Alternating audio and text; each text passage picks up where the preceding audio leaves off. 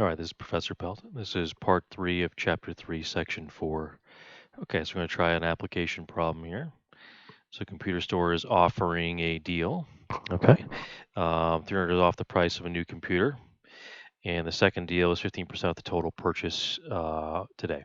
So if you ask the cashier which one applies first, the cashier applies the order of the discount does not matter because it comes out to the same price in the end. Okay, well, obviously somebody has to program these registers, which is something you might have to do if you're a software engineer. So we'll call it the deal 1, f of x, and deal 2, g of x. So we'll think of it this way. Maybe the $300 is a coupon, right? So f of x, so it'll be, oops, let me turn my pen on here. Come on. So this will be x minus 300, right? Just taking $300 off. So let's call it like a coupon or something. And there'll be some kind of 15% discount sale. How's that?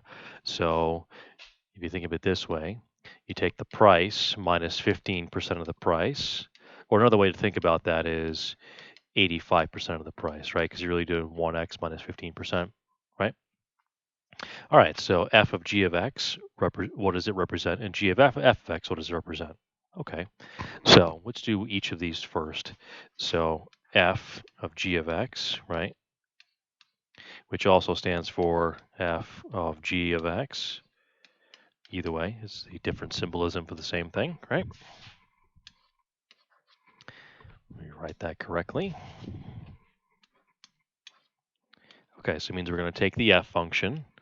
Okay, so that's the f first. So that's x minus 300. And we're going to plug in the g, which is 0.85x. Okay. All right, now we'll take the other one, and we'll do g of f of x, which is, come on, g of f of x.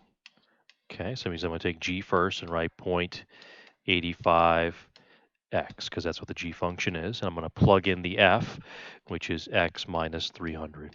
Okay, so if I simplify these, right, I'm going to get 0.85x minus 300. And over here, I'm going to get 0.85x when I distribute, right? But then it's only 85% of 300. Wait a minute, 0.85 times 300 is $255. Huh, so these are clearly not the same depending on the order that I do. So you have to think about order of operations here. So g of x happens first in this one, and the f of x happens first in that one. Okay, so in number 3, f of g of x means deal 2 first, right? And then the g of f of x, which is number 4, that means that deal 1 is first. Okay, so was the cashier correct? No. No. Obviously, they are different. We just proved that down here, right? This is not the same as this.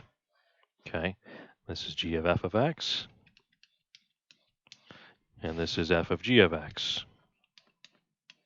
Okay, so if you had to pick which one you actually want, you want this one.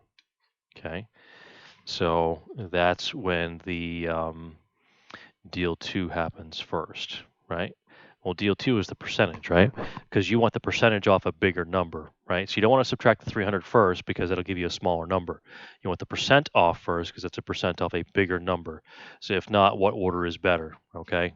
So this one is better right here because the percent comes first, the dollar amount comes off second, because you always want a percent off a larger number essentially. Okay, so the order does matter. What you'll notice when you go to stores is they always do the coupons and the percent for that reason, because it benefits them, and it's pre-programmed that way, so you can't go back and forth. That's the end of part 3.